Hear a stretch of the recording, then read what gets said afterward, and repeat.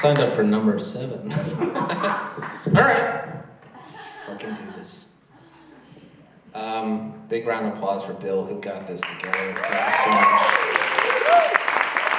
And thanks to all of you for coming out tonight on this extremely cold night. Cold as a witch's clit, I know, because I'm from Western Massachusetts. I get nervous every time I do this. Like the 4 fucking times I've done this. But I figure if things don't work out, I can always shit myself on stage in front of you. The way I figure it, I've always got a deuce up my sleeve. Anyways, we'll get through this together. As you know, where there's a will, there is a statute of limitations. So, not sure how many of you can relate to this. I recently came out to my coworkers. And thank you for the applause there. All the support. Thank you. But it's true, I am bipolar, which they kind of figured out because one moment I'm wallowing in despair and the next I'm blowing a couple of guys in the supply closet. Kind of obvious in retrospect. I turned 38 recently and nobody bothered to tell me. When I was 10 years old, at least people, they're like, Joel, soon, your voice is going to change. And you're going to be massively disproportioned. You're going to smell horribly. And all of these miracles will be perfectly synchronized with an overwhelming desire to have sex with people. And I was like, yes, I have heard of God's finest joke, thank you. But no one told me at this age that hair that you don't want has something of a second coming, a midlife crisis puberty, if you will. I was trimming south the other day and I noticed that the grace zone, the DMZ of the body, if you will, between the pubic region and the wilderness where my belly button must still reside, was suddenly overwhelmed with a forest of despair where dreams go to die. I've mused over its purpose evolutionarily and come to one conclusion, the only one, that it must be to cushion an entire house full of cats.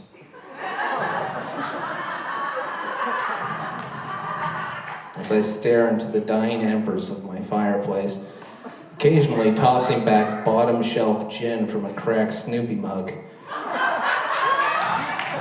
Most of which doesn't go into my mouth, but merely spills down the pubic gutter into the beard that's been growing for so much time with its abundance of nasal hair that it appears to be merely sneezed out all in one go at one point. While neighbors hurry their children nervously by my house, recalling the once dignified person who lives within, peeking out between the cracked Venetian blinds, whose only joy now is to wait till the warmer months, when he can convince children to play double dutch with his shoulder hair until twilight,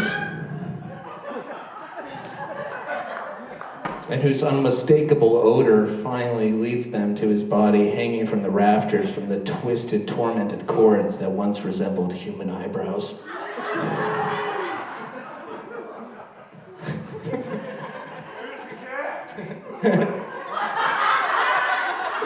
Shh. Just gonna undress for you now. Thank you. Thank you. Oh, you're such a great girl. So I just started doing stand-up, and occasionally I'll tell people about it, and they're like, oh, what's that like? It's like, oh, it's kind of like, I don't know, when you order a hamburger at a restaurant, but instead of a hamburger, the waitress comes out and just strangles you with a tablecloth. Then you're like, oh, well, I got a free meal. Or it's kind of like making yourself a really good hamburger and trying to enjoy it while weasels eat your legs. No, it's like this. I'm going to tell you this story because my mom is here tonight. Round of applause. That's right. The woman responsible for the travesty you see before you. I love my mom so much. She's an incredible woman. If there's anything my mom is guilty of, it's loving her children too much. That's right. Which is why she and my dad saved up all their money to send us to the worst Jew camp ever. Okay, maybe not the worst one.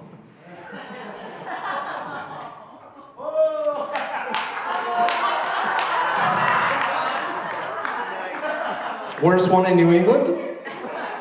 Machane Yavna, where we went to do Hebrew classes every day, because Hebrew classes at Solomon Schechter all year on and off, where I was the least popular kid at Jewish camp, which takes a certain something. If there was a totem pole at camp that had the different spirit animals, I would have been Shin, the broken dreidel filled with Manischewitz and burned potato pancakes. That was me. There was a leech pond where we liked to swim at Machane Yavna. And one day I showed up on the floating dock and the counselor said, tomorrow, bring a long sleeve shirt. I was like, well, excuse me, counselor. My wardrobe consists not but of sweatpants and shirts stitched from a strange fabric from 1988 that my mother acquired at a discount rate. What are these butt-on shirts you speak of? So I went back to my bunk and I talked to my one friend that year who was not a counselor. One Daniel Fox, who was a very sweet, shy kid who had a disconcerting affinity with Captain Planet. I myself was not a large child, but Daniel Fox was, I don't know, do you ever have that thing like in school, that arts and crafts project where they give you toothpicks and mini marshmallows and you can put them together and you can make like a bridge or a skyscraper. You can make anything with it. Well, God looked at Daniel Fox and said, I'm gonna fucking make him with those. So I got one of his shirts and I showed up the next day and everyone's wearing long sleeve shirts, this is crazy. And the counselor proceeds to take us off and was like, no, you're gonna fucking tie a knot here, man. You're gonna fucking, while you're waiting, you're gonna whip it over your head. It's gonna fill with air. And you're gonna put it around your neck in the water. What the fuck could possibly go wrong with this? So we all jump in the water. And I'm wearing this shirt. And then before I get in the water, the shirt is really tight. But once I'm in the water, it's like flowing around and it's much tighter. And I'm looking around at the other kids and they're taking their shirts off and they're laughing, they're making flotation devices. And I'm like, yeah, just one more button. I'll probably do it. So I take off my button and I take off my shirt and I get to here. The shirt's about here. There is no more slack. All the slack is gone. I am caught. Do we have any Olympic swimmers in the room? Apparently this is not a swimming position. It's merely a position in which to scream, help, help, help, help, which is what I do, but that doesn't work out for very long. Soon it turns into for about 2 years before they lugged me out. They put me on the dock. Joel, are you okay? No, not okay. Joel, yeah, you gotta try that again. Oh, I can't try it again. It's not my shirt. It's the toothpick. It's okay. Somehow, on that beautiful summer day in Machane Yavna, they convinced me to get back in. Where the entire scene repeated itself identically to a fucking T. Oh, maybe this button will... So anyways, that's what doing stand-up comedy is like.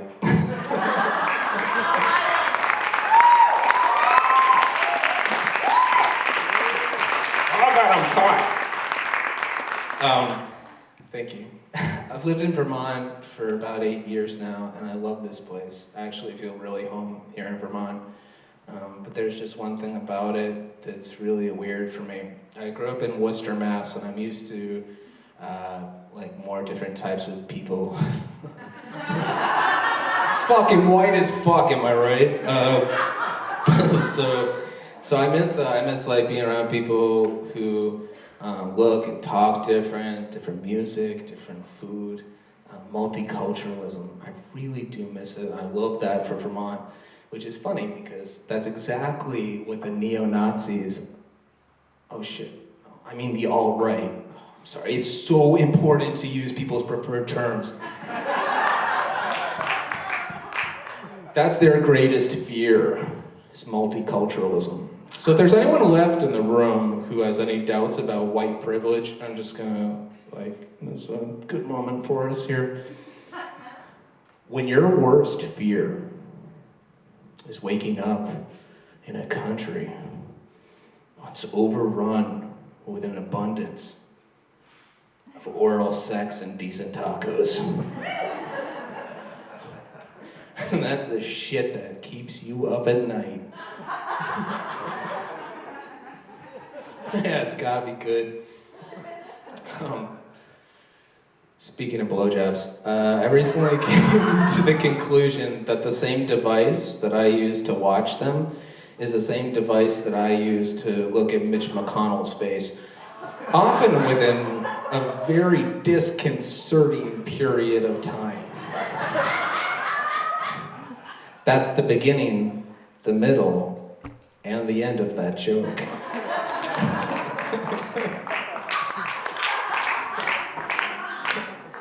You have to admit though, I mean, looking at internet porn these days, it's like, I grew up in a different era. You were basically fighting over some smelly, beat up VHS that someone's stepdad had until like someone's parents were out of town and you could all get together in the same house, you know, like all sitting and all wanting to and not masturbating together. Back in the day. I mean, you gotta think about what kids have to grow up now looking at. If you're a parent out there and you aren't taking the time to actually break down what sex can and should be about, you're leaving it to Internet Ivan. Come on over to Ivan's house. Okay. Sit down on Ivan's knee, tell you all about the birds and the BDSM. It's very simple, Tommy. When a man hates a woman very much, he invites 4 of his headless friends to come over and have brutal intercourse with her, with the slightest pretext of consent, which I will now illustrate to you before better judgment can outweigh curiosity. Roll the film. Thank you so much, everybody.